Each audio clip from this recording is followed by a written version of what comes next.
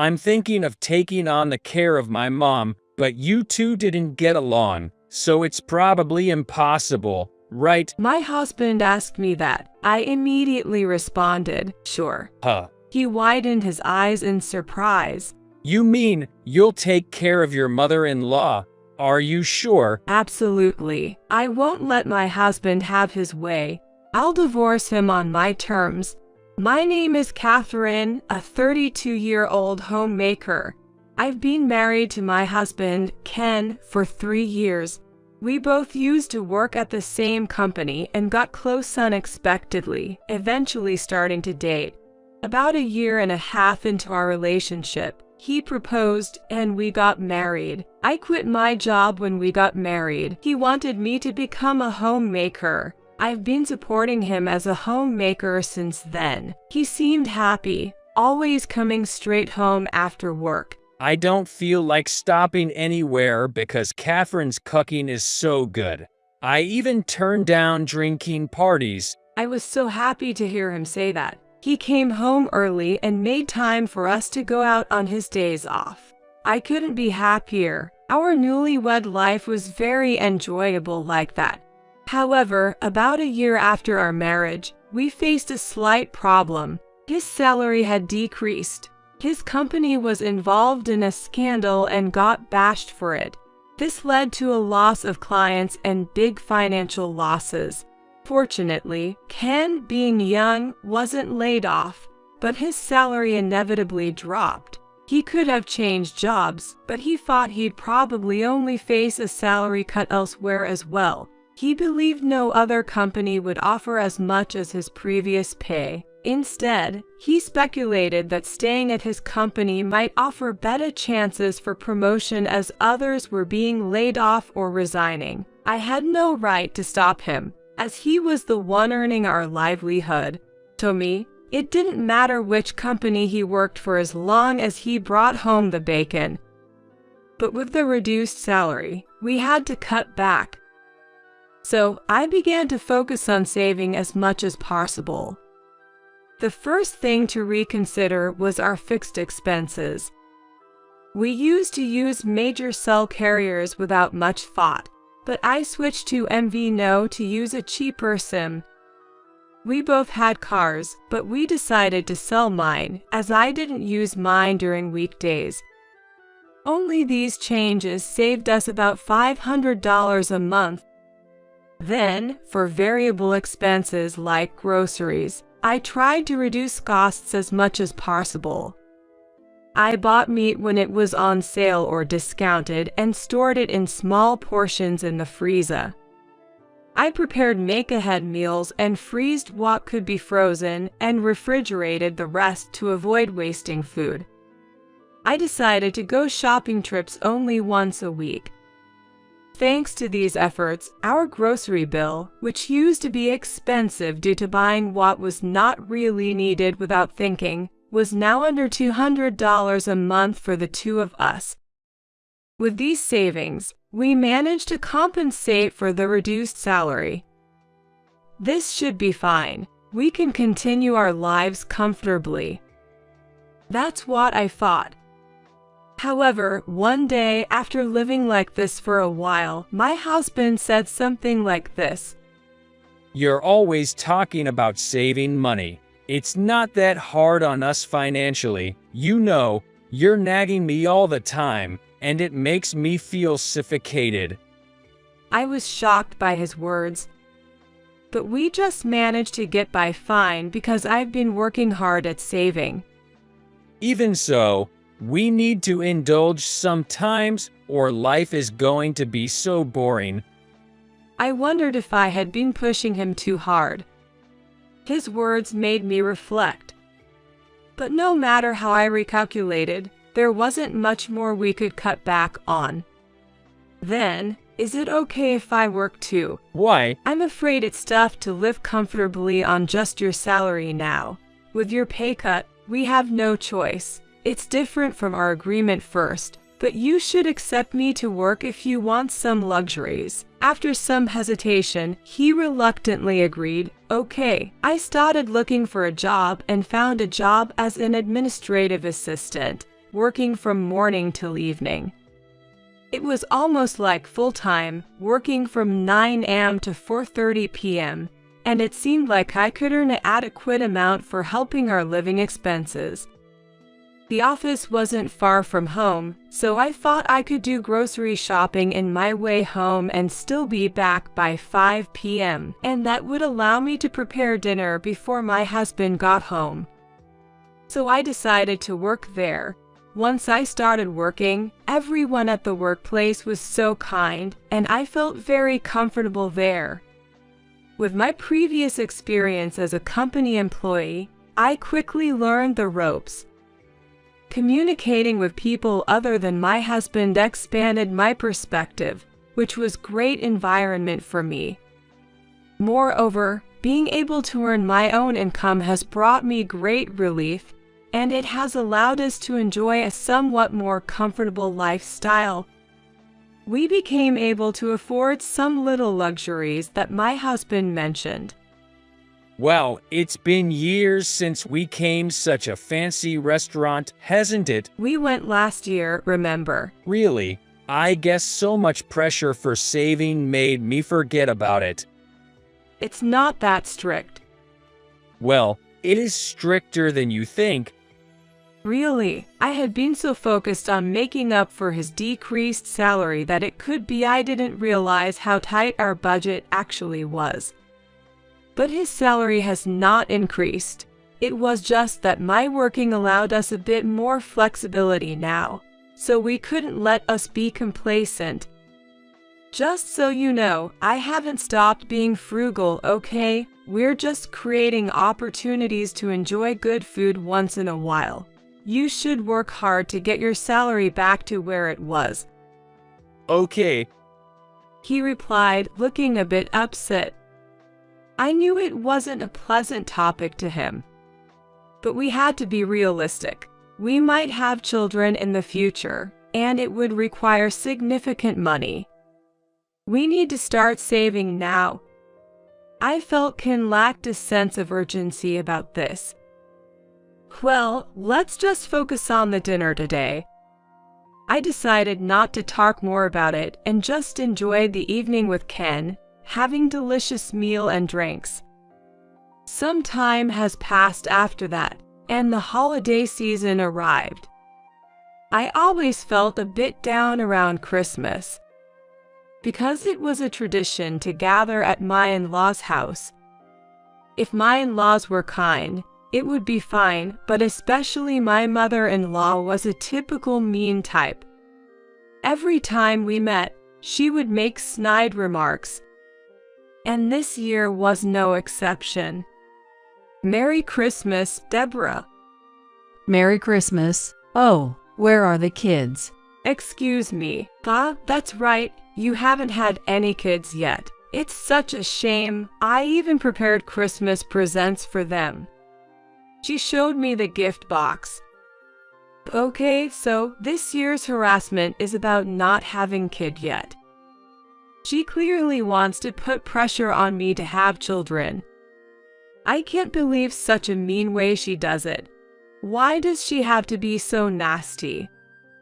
I thought, feeling upset right from the start of the Christmas party. Throughout the day, she continued to bully me. Oh, this dish is not good.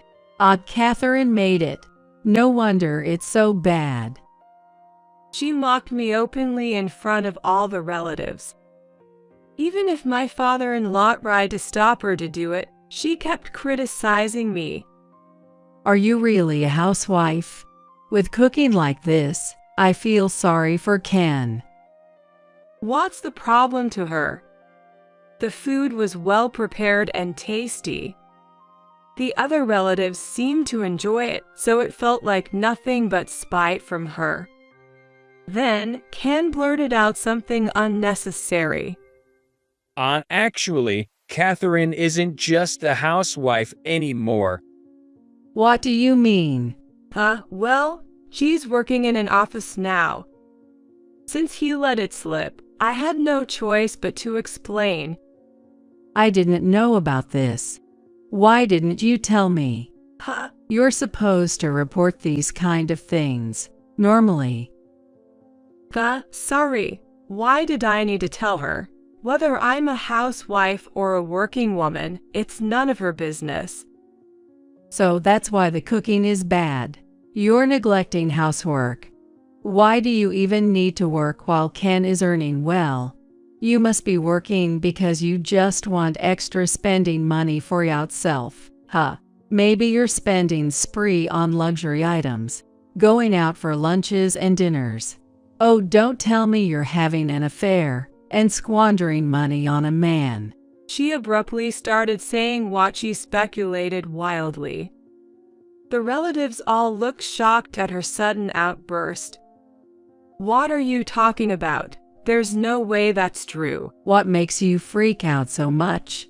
You look suspicious.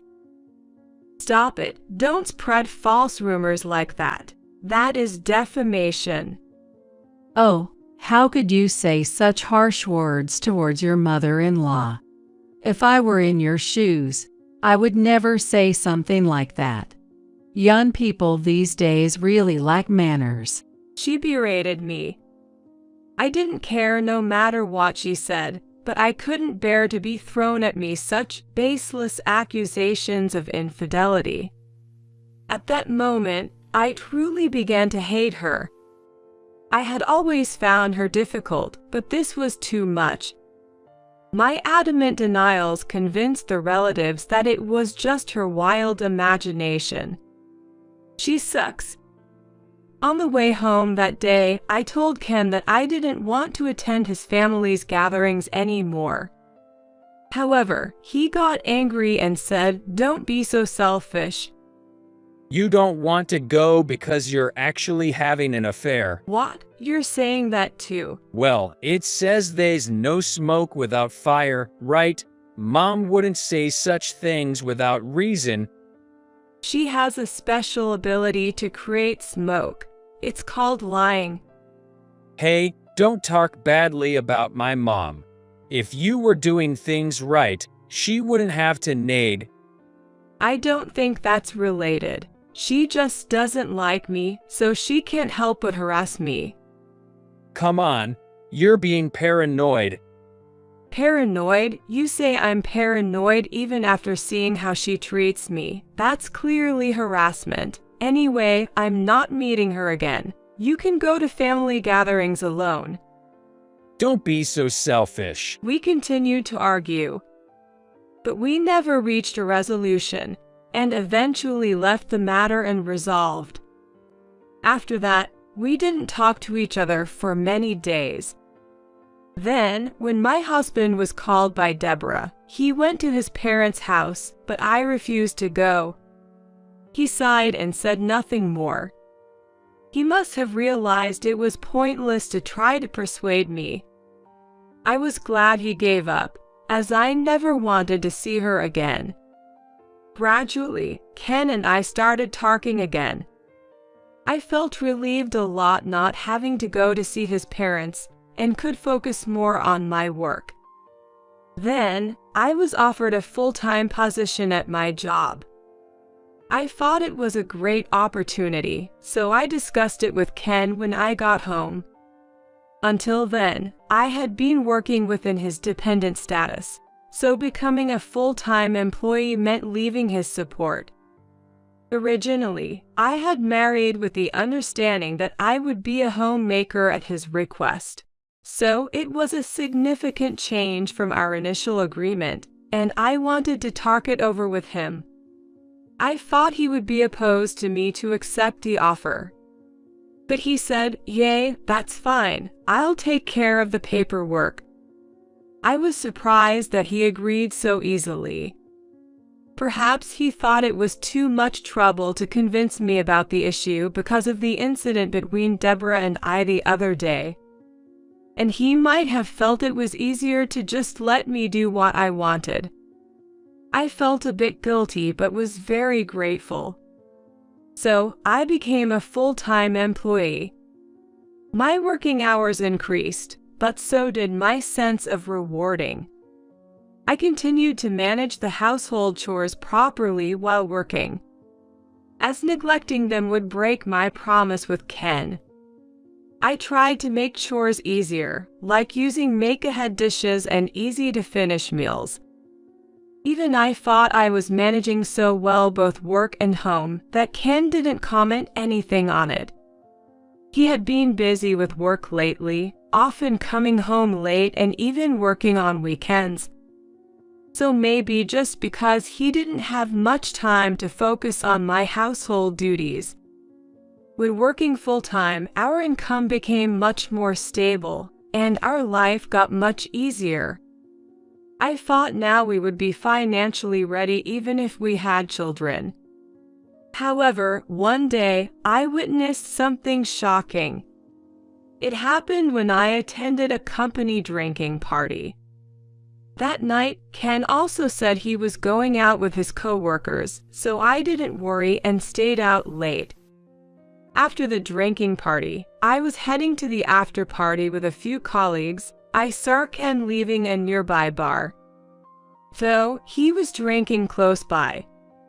I wondered whether to go talk to him.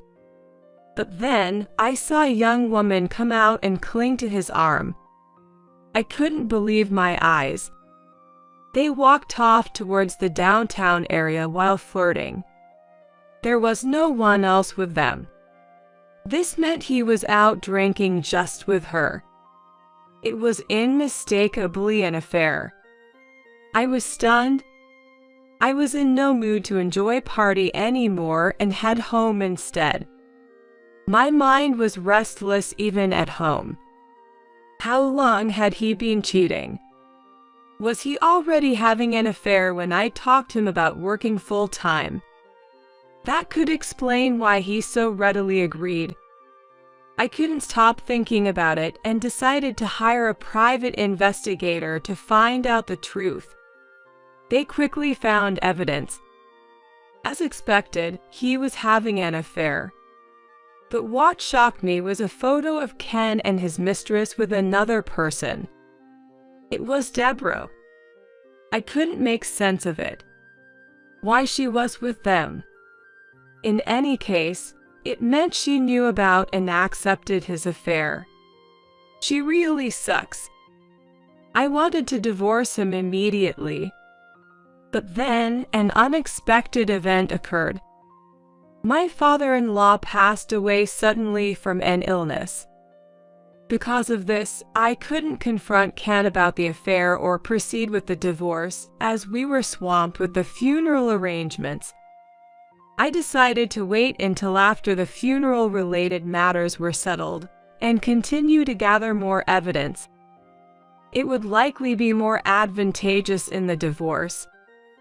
However, a few months after my father-in-law's passing, when our lives were returning to normal, Ken said something unexpected. Mom has hurt her legs and lower back, and she is now bedridden. Oh, that's tough. Yay, and I need to discuss something about that with you. He continued with an uncomfortable expression. I'm thinking of taking on caring for my mom. Huh? But you two didn't get along, so probably you can't, right? He asked me. I answered immediately. Why not? Sure. Huh. He looked surprised. He must have had some ulterior motive. He probably thought I would refuse. You mean you're okay with taking care of your mother-in-law?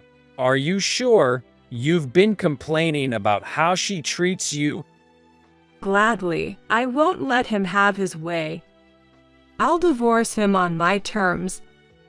He repeatedly asked, "Are you sure?" "Come on," I said, "it's fine." Okay, but don't blame me if things go south. He warned and quickly called Deborah. We ended up moving into my in-laws' house. "Hi, Deborah. I look forward to staying with you." She looked very displeased. My husband's face was drawn as well. But it seemed they had a plan. It was to pick me on thoroughly. Catherine, what do you mean coming home at this hour? Get to the kitchen. and start cooking dinner right now. Huh? You're a housewife and you've been staying at home all day, but you couldn't even prepare dinner. When it was just my husband and me, I would come home around this time and still get dinner ready. Seems like you're not good at housework, huh? What? Just watch, I'll whip something up in no time, she said and angrily prepared dinner. They probably wanted to use me like a slave, and they would make me suffer and were going to kick me out. If I left, they could bring that woman over without getting caught. However, if I didn't leave, he couldn't be with his mistress forever. I was actually enjoying this situation. I planned to get back at them and give them a taste of their own medicine. That would be my revenge on them. It was a bit mean, but I decided to go ahead with that strategy. Deborah, the shower is ready. Let me help you out. Oh thanks, but I can manage on my own. Really? But I thought you had trouble with your legs. Ken even said you were bedridden. Well, yes, my legs aren't great. He was just exaggerating a bit. I can move enough to shower myself. Okay. Saying this, she got into the shower room. I knew all along that she wasn't really weak in the legs as they claimed. Their lie that she needed care was probably a ploy to get me to agree to a divorce. Yikes. A scream came from the shower room. I held back my laughter, thinking just as planned. What's wrong, Mom? Ken rushed to the shower room. It was cold water. I thought I was going to freeze to death. She shivered in a towel. Catherine, you used all the hot water in a tank, didn't you? Oops, my bad, I said, grinning slyly. You did it on purpose, didn't you? Is that true, Catherine? No way, it was just a small mistake. You're terrible, Catherine. Ken, maybe you should be with somebody else. Yeah, your recent behavior have made it difficult to stay married. You've been causing a lot of trouble for Mom. Maybe we should divorce. So that's their game. Time to show my cards. Right, maybe divorce is the only option. Hearing this, they both smirked. Then sign this, he said, handing me petition for divorce. Oh, you had these prepared already. How thoughtful. We had to, with such a terrible wife like you. Fine, but I'll be claiming compensation for your affair. What? They froze at my words. I laid out the photos I had been gathering on the table. I have the evidence. Looks like you were in on it too, Deborah. They were speechless. Well, this isn't like, this is just. No excuses. We'll divorce, but make sure you pay me alimony, I said firmly, signing the papers and packing my things. Wait, you knew everything all along. Yes, I knew. I knew everything, and I dared to choose to live with you and Deborah. I was aware that she was fine. It was quite funny to see you pretending to have a pain in your legs when you walk, Deborah. Their faces turned red with embarrassment. Well, it was an interesting stay. From now on, we'll communicate through lawyers, I said, and left the house. They were pale and stunned. Later, I sought damages from Ken and his mistress through a lawyer. I even sent a legal notice to his workplace to notice their dishonest practices. Since the affair was with a coworker, they both faced cold treatment at the office. Apparently, Ken missed his chance for promotion. He was relegated to a physical labor department in rural area. Deborah ended up alone. She's now shunned by neighbors after I spread rumors how terribly she acted in breaking up her son and his wife. Ken now leads a lonely life in a place where he knows no one, and his salary eaten up by alimony payments. He had promised his mistress that they could get married without having to pay any damages, but when they were faced with the claim, she ended up leaving him. As for me, I'm enjoying a single life with my stable income. I'll focus on my career, aiming for a promotion, leaving romance aside for now,